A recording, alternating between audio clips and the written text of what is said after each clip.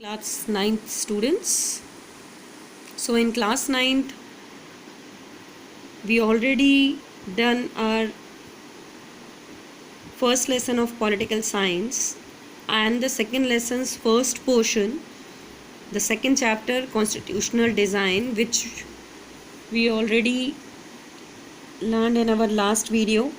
Okay, and in constitutional design we already discussed about the meaning of constitution, the democratic constitution in South Africa, and why we need a constitution.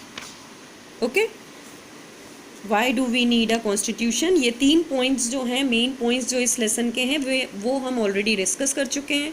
And now today we just discuss our next topic in this lesson, making of the Indian Constitution. Making of the Indian Constitution. So in this topic we just learn about the history of the Indian Constitution. Okay, Indian Constitution, भारतीय संविधान की history, इतिहास के बारे में हम पढ़ेंगे इस पॉइंट में, और किस तरह से वो लागू हुआ, किन किन लोगों का योगदान था, ये सारे जो चीज़ें हैं वो हम इस पॉइंट में डिस्कस करेंगे.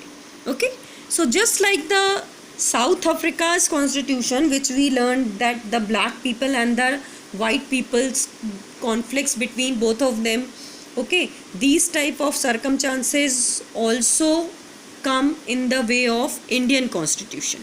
Okay, ये इस तरह के circumstances और condition ही Indian constitution में भी आई थी.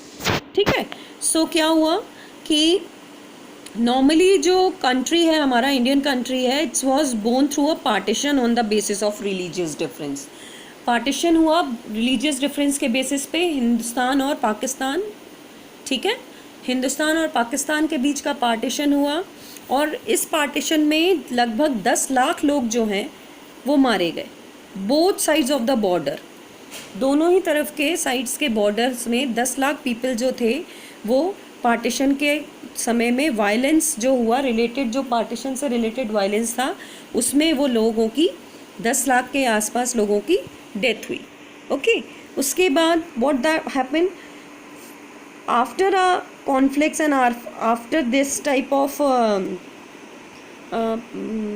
circumstances, in 1928 Motilal Nehru and 8 other Congress leaders drafted a constitution for India. Okay, Motilal Nehru ji ने और अलग से 8 और नेता थे जिन्होंने की, कांग्रेस के नेता थे जिन्होंने की कॉन्स्टिट्यूशन की रूपरेखा तैयार की. Okay, and in 1931 the resolution at the Karachi session of the Indian national Congress, they डिवेल्ड that how independent Indian constitution should look like. और उन्होंने क्या किया, 1931 की जो कांग्रेस सभा थी उसमें ये बताया कि कॉन्स्टिट्यूशन जो है भारत का वो किस तरह से नज़र आएगा. ओके, और इस कॉन्स्टिट्यूशन में क्या क्या डिस्कस किया गया, these types of in this constitution they committed to the inclusion of universal adult franchise. That means adult franchise यानी 18 वर्ष से अधिक की उम्र के जो व्यक्तियों को वोट देने का अधिकार है, उसी के अकॉर्डिंगली एडल्ट फ्रेंचाइजी के तौर पर क्या किया गया, कॉन्स्टिट्यूशन का निर्माण किया गया. सिंपली जैसे मैंने आपको बताया है कि कॉन्स्टिट्यूशन क्या करता है, लोगों के अधिकारों को बताता है, गवर्नमेंट की पावर्स को डिस्क्राइब करता है और गवर्नमेंट के फंक्शंस को मेंशन करता है. Okay, so these type of works, functions and rights all are include in our Indian constitution. Got it? After it what happened, that the country was divided into India and Pakistan. Okay, Bharat और पाकिस्तान में जो India country थी वो divide हो गई, and the constituent assembly was also divided into the constituent assembly of India and constituent assembly of Pakistan. Because the India divided into 2 parts, India and Pakistan, so the constitution assembly is also divided, was also divided into 2 parts, the Constitution Assembly of India and the Constitution Assembly of Pakistan. Okay, and in the Indian Constitution had 299 members. Okay, the Constituent Assembly that wrote the Indian Constitution had 299 members, and the Assembly adopted the Constitution in 26 November 1949. 26 नवंबर 1949 को assembly को adopt किया गया, संविधान को adopt किया गया। 26 जनवरी 1949 को, 26 नवंबर 1949 को।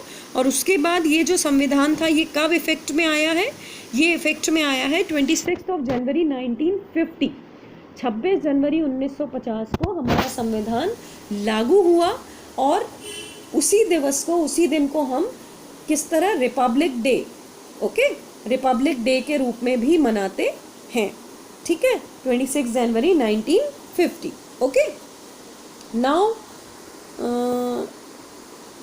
After the making of constitution and after the adopting of constitution and after applying or the effecting of constitution, what things have been done in our constitution? So there are several groups who just question some provisions of the constitution. बहुत सारे groups थे जिनके पास बहुत सारे सवाल थे regarding to constitution, regarding to संविधान, और उस वजह से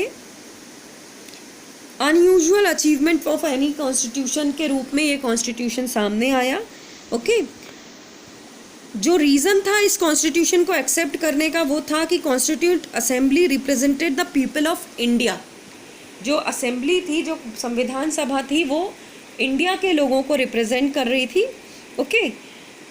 और उसमें कोई यूनिवर्सल एडल्ट फ्रेंचाइजी शामिल नहीं थी। यूनिवर्सल मतलब ऑल ओवर वर्ल्ड की एडल्ट फ्रेंचाइजी को ना हाईलाइट करते हुए वो सिर्फ इंडियन फ्रेंचाइजी, एडल्ट फ्रेंचाइजी को हाईलाइट किया हुआ था, ओके।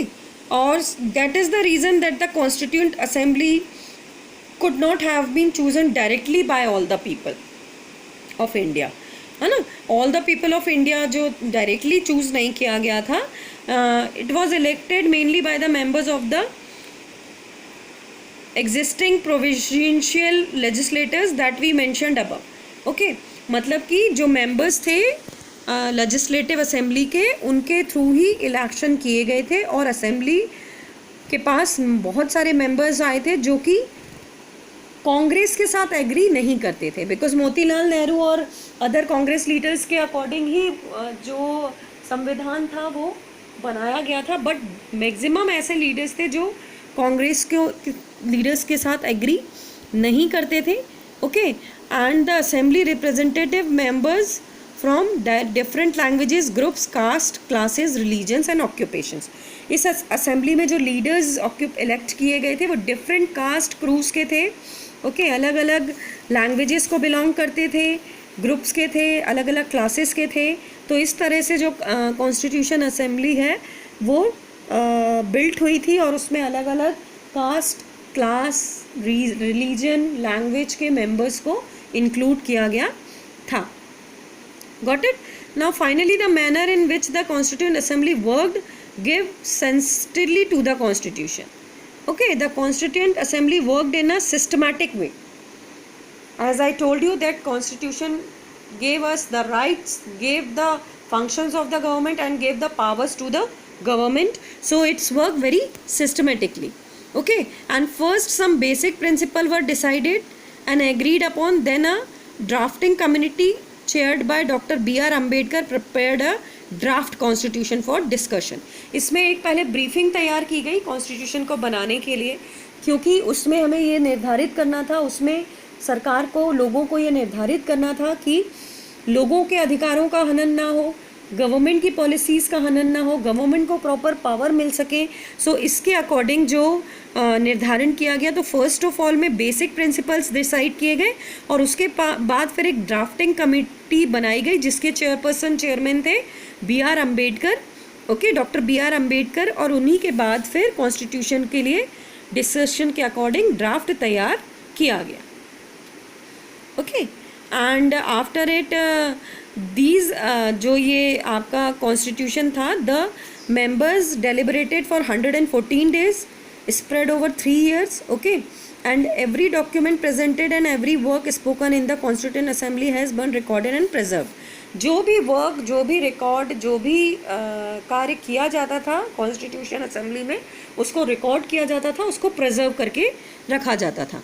और ये डिसाइड किया गया कि this constitution should be always in a return form, okay.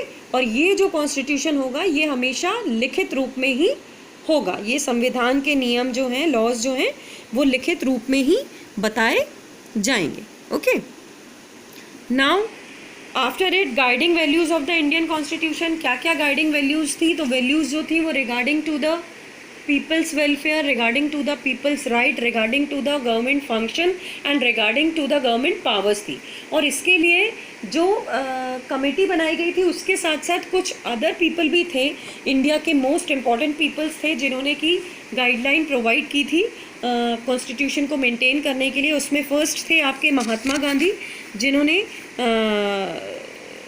Show किया था कॉन्स्टिट्यूशन को बनाने के लिए, अपने पॉइंट्स और अपने व्यूज़ इंक्लूड कराए थे, ठीक है ना। उसके अलावा भी बहुत सारे लीडर्स थे, श्यामा प्रसाद मुखर्जी, सरोजनी नायडू, जवाहरलाल नेहरू, सोमनाथ लहरी, ओके, एंड कन्हैयालाल मुंशी। ये जो सारे लीडर्स थे इन्होंने भी कॉन्स्टिट्यूशन को बनाने में, कॉन्स्टिट्यूशन को इस्टेब्लिश करने में, कॉन्स्टिट्यूशन को अप्लाई करने में बहुत ज़्यादा योगदान दिया, okay. So students, here our topic the making of Indian constitution is now completed, okay, और the remaining topics further we will discuss in our next video.